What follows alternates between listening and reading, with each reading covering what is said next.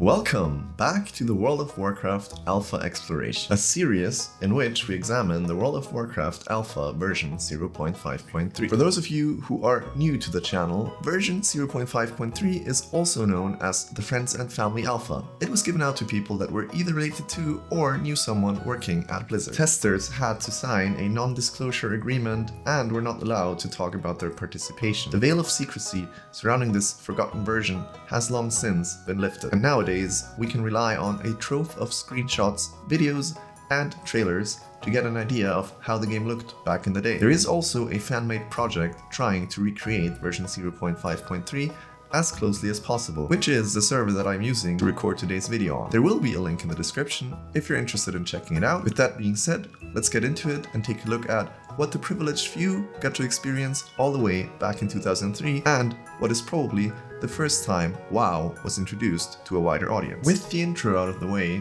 there are a couple of things that I would like to address. First off, I want to thank you all for commenting, liking, and subscribing as much as you have been. I am absolutely blown away by the response. I've been making videos since about June with absolutely no prior experience in the field, so everything I do is very much a work in progress, but I'm having a blast on this journey, and I'm so grateful for all of you who chose to tag along. I hope you will continue to enjoy my videos as I will continue to try and improve them. Today we will take a look at Orgrimmar, the capital city of the Orcs, located in Durotar. I'm sure most, if not all of you, will be familiar with this location. However, in the alpha version, there are quite a few notable differences which are worth pointing out. So I performed one of the typical walkthroughs, although this time I've decided to cut it down and condense it a lot more compared to the Stormwind video. As you can see on your screen here, we're just taking a look at basically the entrance area to Orgrimmar, the main entrance where everybody will be coming through. This is where the auction house would be in the future, and this obviously is the gun merchant next to the auction house. She doesn't even fit through the door, which is a problem that we've seen happen to player Torren in this version also if you followed my hardcore leveling series. So Doris the Wind Rider, he looks a little bit different in this version, and there's obviously the guy that would replace the Zeppelins. Later on in the video we'll also be going to be taking a look outside of Orgrimmar at the Zeppelin Tower, or what isn't yet there of it, more or less. You can see here there's like a ramp leading to where the Valley of Spirits will later be that we're going over right now with some graphics glitches. And yeah, we're just kind of exploring towards the other exit of Orgrimmar, the one that leads to the Barrens and the river coming from Azshara. In this random house that is next to where the Valley of Spirits would later be, there is a random staff merchant. He has all the same staffs as all the staffs merchants in this version, and here is a quest giver that has the Alliance Relations quest that I think sends you to Desolis. There's also one of those quests available, I think, in Ironforge for Alliance, has a similar name, I would say. And yeah, so we're just crossing the bridge over from the Griffin or Wyvern Master towards Thrall's Hold. I think it's called. Maybe it's called Grommash Hold. I'm not sure. Anyways, this is the second entrance to the drag, and here we can see outside the hold things look a little bit different. There is a slope going up and around towards the drag, which I honestly don't think is there in the 1.12 version, but you know, don't quote me on that as we go into the hold. And in this version of the whole thing is a whole lot bigger. So there's shaman trainers in the first hall. Maybe you can see the minimap on the top right a little bit. It's quite confusing.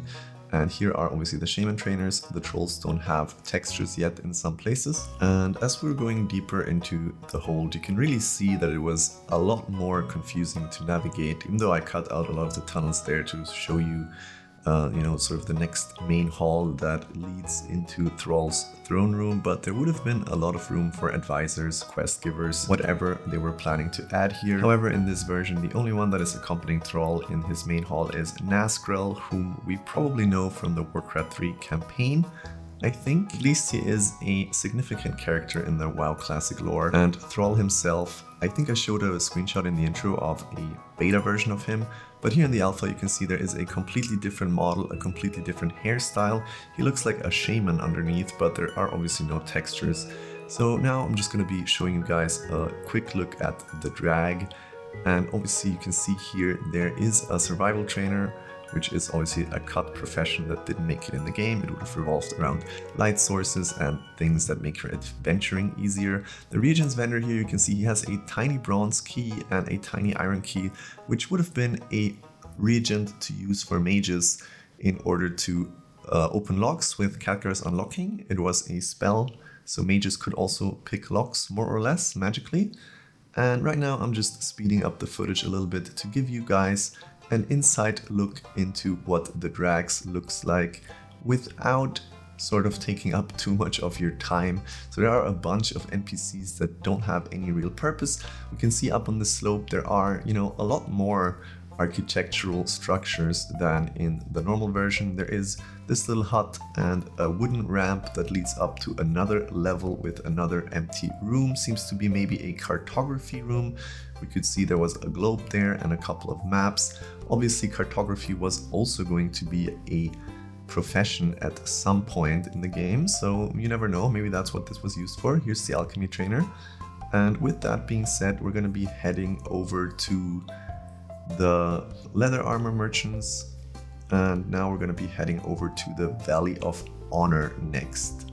So this is where obviously the hunter and warrior trainers are, although there is something to be said about that, but I'll say it when we get to it. First off, there's a war harness maker. She is still in the game. She sells crappy leather chests in the 1.12 version, and I'm not sure what war harnesses were supposed to be. Maybe it was something different. Maybe it was something to equip for Tauren. I don't know. Honestly, I have no idea. Maybe it's just a nice flavor thing. So there's a bow merchant without any texture, and right away you can see there is a ramp here where normally the fishing pool would be, and a pool of water at the very least. Belgrim Rockmole, he looks a little bit different, seems to be a placeholder model. I think he has the same model as the Torque the Orc, the Zeppelin Master. So this is actually the Warrior Hall, but it's full of hunters. So at some point in development, they switched up the hunter and the warrior placement in the Valley of Strength. And you can see here there is a fishing trainer here, so he is placed, but there is no water inside, so maybe they already had plans at this stage to include a body of water here possibly and just smack the fishing trainer there, but didn't have time to change the geometry and get rid of the ramp yet. I really don't know. This is a quick look at the goblin engineering dude who has a standard goblin model. I think there's only one goblin model in this whole version, which is the one he was using. Same one that, for example, the flight masters, the goblin flight masters are still using to this day in 1.12. And here we see the blacksmithing corner and obviously the blade merchant. There is no actual weapon trainer here because warriors would learn new weapons through the skill system, which was the same system that would be used for new professions, for example. So that was changed later on because it would really mean that, you know, you could build totally useless characters that are just good at professions and not much else. So they kind of changed that, and they enabled weapon trainers. So here we see one of the early mount vendors. I kind of like his getup. I also like his stance. As I said, the alpha stances are a little bit different, a little bit more dynamic, and honestly I'm quite enjoying them. It's a shame that they changed them to be more mirrored through the, you know, vertical axis of the character. So there isn't not a lot of like dynamic stances to be taken, I guess. This was a two-handed weapon merchant, but it seemed almost as if he is maybe a bear trainer, because of course in this version hunters would need to visit pet trainers for their respective pet to actually learn something. And this is where the warriors are. This is obviously swapped out with the Hunter's Hall, as I said earlier, as we were looking at the Hunter's Hall. And the reason why I was bringing up this menu is because I didn't have any sound on, but this brazier was still making sound as I was recording.